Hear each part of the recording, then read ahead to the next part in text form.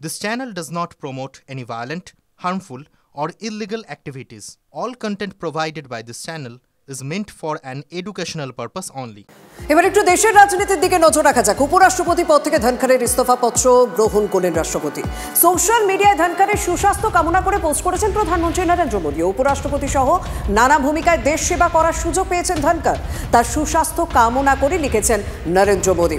অর্থাৎ প্রধানমন্ত্রী নরেন্দ্র মোদীও তার সুস্বাস্থ্যের কথা জানিয়ে এক্স হ্যান্ডেলে পোস্ট করেছেন, সুস্বাস্থ্য কামনা করেছেন জগদীপ ধনখড়ের। নরেন্দ্র মোদী লিখেছেন, তার সুস্বাস্থ্য কামনা করি। উপরাষ্ট্রপতি পদে এসে তিনি নানা দেশ সেবা করার সুযোগ পেয়েছেন। তার সুস্বাস্থ্য কামনা করে এক্স হ্যান্ডেলে পোস্ট করেছেন প্রধানমন্ত্রী নরেন্দ্র মোদী।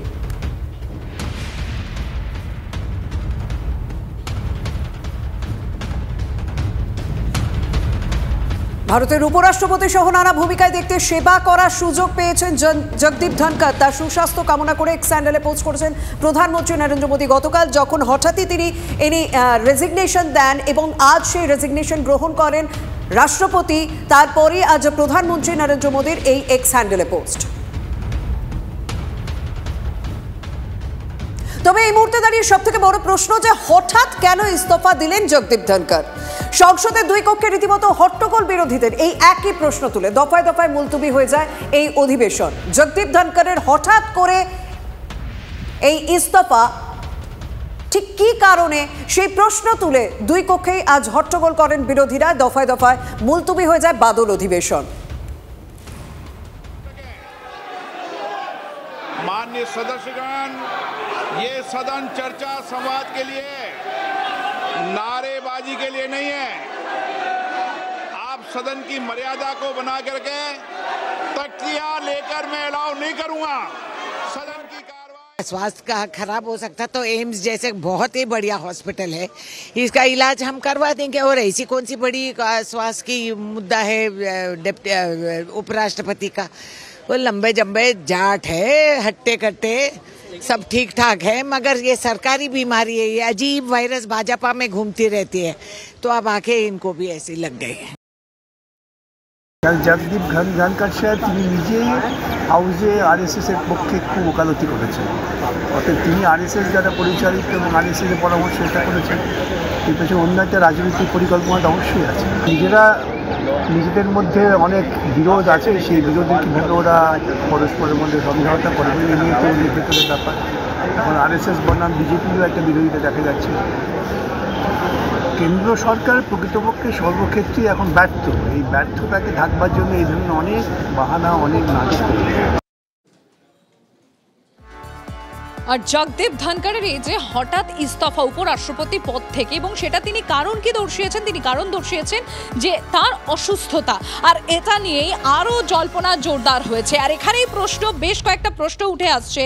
তাহলে জগদীপ ধনখড়ের এই যে বিচার ব্যবস্থা, সেই বিচার ব্যবস্থার বিরুদ্ধে এই যে অতি সক্রিয়তা, সেই অতি সক্রিয়তা কি জগদীপ ধনখড়ের ইস্তফার অন্যতম কারণ? নাকি এই যে তিনি বিরোধীদের ইমপিচমেন্ট মেনে নিয়েছিলেন বিচারপতি ভার্মার বিরুদ্ধে, সেই কারণেই, সেই ইমপিচমেন্ট নোটিশ মেনে নেওয়াতেই এই বিরোধটা বাঁধল?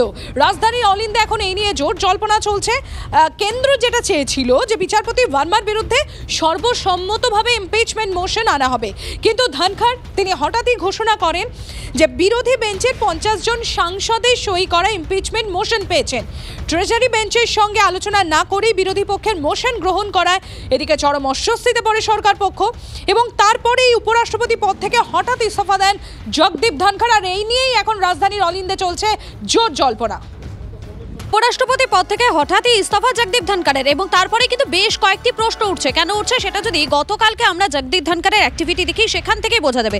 কাল দুপুর 12:30টায় রাজ্যসভার বিএ কমিটির বৈঠক করেছেন ধনখড়। বিএ কমিটির বৈঠক, পরবর্তী বৈঠক হওয়ার কথা ছিল বিকেল 4:30টায়, কিন্তু সেই বৈঠকে হাজির হননি রাজ্যসভার দলনেতা নাড্ডা এবং সংসদ বিষয়ক মন্ত্রী কিরেন রিজিজু। দুই সিনিয়র মন্ত্রী অনুপস্থিত থাকবেন সে কথা জানানো হয়নি ধনখড়কে। সে কারণে আজ ফের দুপুর 1টায় বিএ কমিটির বৈঠক ডেকেছিলেন ধনখড়, কিন্তু তারপর রাতে শারীরিক অসুস্থতার কারণ দেখিয়ে হঠাৎই ইস্তফা। প্রসঙ্গত আজই জয়পুরে যাওয়ার কথা ছিল উপরাষ্ট্রপতি ধনখড়ের। গতকাল দুপুর 1টা থেকে 4:30টার মধ্যে কি ঘটেছিল সেই নিয়েই প্রশ্ন উঠছে।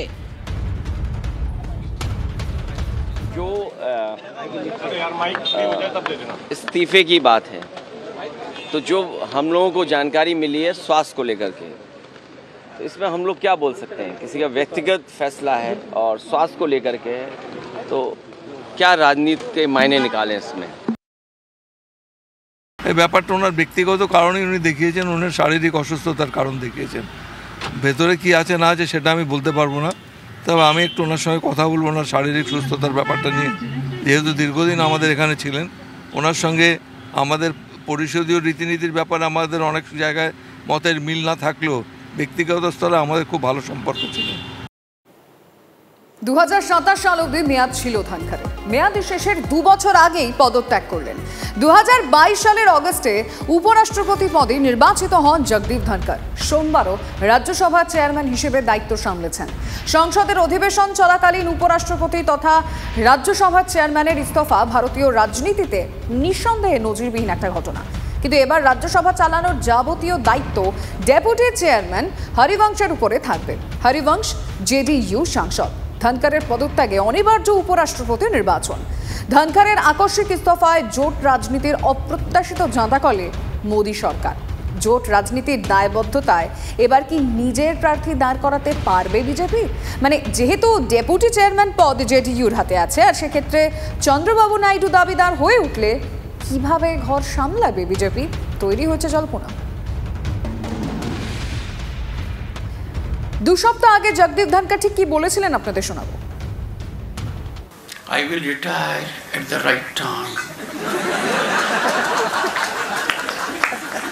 August 2027, subject to divine intervention.